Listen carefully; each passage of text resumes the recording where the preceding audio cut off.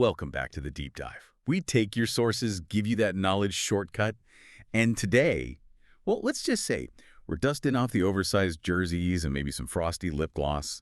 We are heading back, way back to the early 2000s. We're zooming in on one show, MTV's Cribs. I mean, for millions of us, this was the show. It promised this unfiltered peek, right? Behind the celebrity velvet rope, we watched them walk us through these insane houses, showing off, sneaker collections bigger than my apartment and dropping lines like, this is where the magic happens. So iconic. Yeah, and what's really interesting when you dig into the sources is that super simple format, right? Just follow a celeb around their house. But underneath, this is complex. Our deep dive today is really about peeling back those layers, understanding how this voyeuristic thing we all loved was actually, well, mostly staged. Systematically staged, in fact. Staged how? We're talking rented mansions, borrowed cars, sometimes even fake props. The mission here is to really understand that foundation of, let's call it fabrication the show is built on. So not just a little white lie here and there. We're talking like a whole system. Exactly. And the core insight for you listening is that this show, for most of its run anyway, was much closer to being, I don't know, a movie set than any kind of documentary. Okay, let's get into it. Where do we start? The houses themselves. Yeah, I think the homes are the most personal place to start, and maybe the most poignant story comes from JoJo, the pop singer. Oh, right. Yeah. I remember her episode. She's super young later. Equally, a rising star. But years later, I think it's 2017, she actually admitted that when they filmed her Cribs episode, she and her mom were basically living out of suitcases, hotels mostly. No way. So the house we saw. Wasn't hers. It was her uncle's place out on the Cape. And it wasn't just the house. She mentioned the furniture, specific things like this spinny thing she sat on. Yeah. Belonged to her uncle's kids. So she wasn't just borrowing a house for the cameras. She was borrowing this whole, domestic scene. Wow. That's kind of sad, actually. But was it just a one-off, like a young artist thing? Well, the sources suggest it was much more common, even institutional. Look at the Ja Rule situation back in, 2004? Oh, yeah, the lawsuit. I remember hearing about that. Right. It went from just whispers to actual legal documents. Right. The guy who really owned the mansion, Ja Rule, showed off. He sued MTV and Ja Rule. What for? Unauthorized filming, apparently. And he also claimed they threw this massive party and caused significant damage. But the key thing for us here... Yeah. The lawsuit basically confirmed the whole practice. It showed celebs were absolutely renting these huge properties just for the filming, like for maybe 48 hours. It wasn't even denied once lawyers got involved. So the illusion just shattered right there in the courtroom documents. Pretty much. And it wasn't just an American thing either. This whole borrow a mansion strategy crossed the pond. Really? Who else? Robbie Williams, the British pop star, he did a Cribs tour of this absolutely stunning estate. It looked incredible. I guess. You got it. He later admitted the whole place was a rental. It actually belonged to the actress Jane Seymour. Jane Seymour. Wow. Okay, so it didn't matter if you were a teenager or a huge international star. Right. The pressure was the same. Look rich. Look rich, look successful. That was the currency. And that logic, well, it didn't stop at the front door, meaning the stuff inside the house had to match the fantasy too. The cars, the cash, the bling. That was often just as manufactured. Okay, now you're talking about the finances. This is where it gets really interesting, right? Like 50 Cent. Yes. 50 Cent. His whole image was built on this, untouchable level of wealth and power. And his Cribs episode, it was Exhibit A. All those cars. Exactly. This incredible collection of exotic sports cars, Ferraris, Lamborghinis, you name it. Proof that he was this major mogul. Really? But then came 2015. He files for bankruptcy. And the court documents, well, they told a very different story. Oh, this is good. What did they say? They revealed that a lot of those fancy cars, the ones he flaunted on TV as symbols of his empire, Yeah. just rentals, hired specifically for the Cribs shoot. Seriously. Yeah. He rented the cars for the show. Yep. It's sort of the ultimate example of managing perception, isn't it? The show wasn't about documenting wealth. It was about manufacturing the appearance of it. Because that appearance sold records, it sold the brand. Rent the props to make the pitch. Wow. And sometimes they weren't even subtle about it. How so? Remember Bow Wow's episode? He had this amazing lineup, a Bentley, a Lambo, an Escalade. Yeah, seemed pretty standard for the show. Except sharp-eyed viewers noticed something on the cars. Small logos. Logos? Like what? Prestige, which turned out to be the name of a luxury car rental company down in Miami. No. They left the rental company logos on the cars. Apparently so. It just shows how rushed some of these must have been. lease the lifestyle, forget to hide the evidence. That's almost funny. It speaks volumes about who is really orchestrating this stuff, doesn't it? Absolutely. Often it was the management, the labels, the production teams pulling the strings. Naturi Naughton from the group 3LW, she was really blunt about it. What did she say? She basically confessed they had to pretend, said she didn't have a car, didn't have her own place back then. It was all just an elaborate stage set created by the powers that be to sell that aspirational image.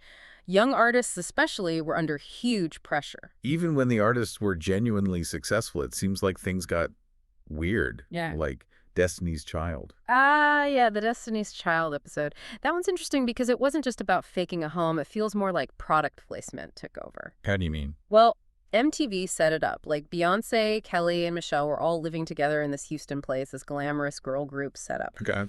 But then there's this moment where the camera follows Beyonce into Kelly Rowland's supposed room, and she finds this candy shoebox. Candy shoes. I remember they had to deal with them. Exactly. And the box is supposedly full of, like, mementos from old boyfriends or something. Oh, come on. Right. It wasn't a real moment. It was basically a mini commercial embedded in the show, pushing their endorsement deal. Just totally staged. So even real success got filtered through this lens of selling something else. Precisely. And it wasn't just rental cars for transport. Even unique custom items were apparently borrowed. Like what? Like Birdman, the Cash Money CEO.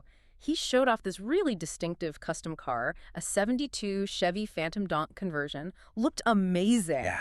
His prized possession. Well, the sources say he actually borrowed it specifically for the episode from a business owner over in Cincinnati. It was basically a circulating prop to add to the visual of extreme wealth. Man, it really sounds like almost everything was smoke and mirrors. Was there anyone who was, actually real? Well, amidst all this performance art, there was one glorious, shining exception, one guy who broke the mold and became a legend for it. We have to talk about Redman. Oh, Redman, yes. His episode is legendary. De La Casa. Exactly. His 2001 tour of his, let's call it modest Staten Island duplex, it's consistently ranked as the best Cribs episode ever. And why? Because it was just real. Yeah. Refreshingly, jarringly real. I remember. It was messy. It was lived in. Totally. A small 2-bedroom, 2-bath place. You saw, like, clutter everywhere. His cousin was asleep on the floor in one shot. Right.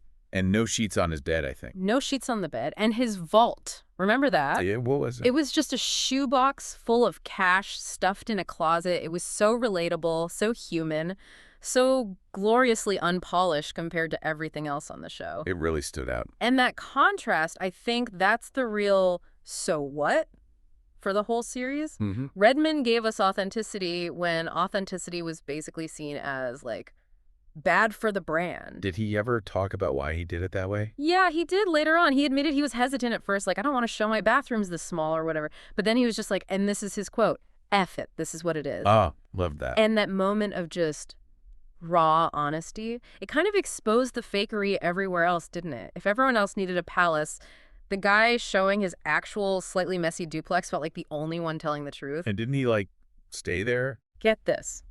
Years later, in 2017, long after the episode became iconic, Redman confirmed he still lived in that same Staten Island apartment. Wow. So he wasn't just performing authenticity for the cameras. He lived it. He lived it, which makes the whole rented mansion, borrowed Bentley thing seem even more, well, transparently fake in comparison. Okay, so if the fakery was so widespread, and sometimes pretty obvious, like leaving rental logos on cars, why? Why did everyone go along with it? The artists, the labels, MTV. That's the million-dollar question, isn't it? And the sources point to a few key factors. First, for the younger artists, like Naturi Naughton said, there was immense pressure from the labels. They had to pretend. Exactly. Record labels saw Cribs as essential marketing, especially in hip-hop and R&B.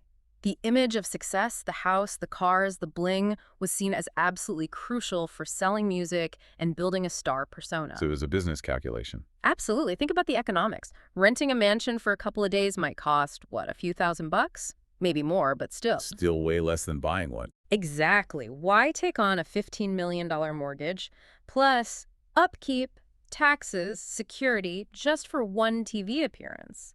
Renting gave them the exact same visual impact without the crippling financial burden. It was, smart branding, even if it was deceptive. Okay, but MTV knew, right? They had to know. Oh, absolutely. The sources suggest MTV wasn't just passively filming whatever the celebs showed them. They were often actively involved. Felt involved. Producers would suggest rentals, help arrange for borrowed items. I mean, they certainly weren't policing rental logos too closely. Why?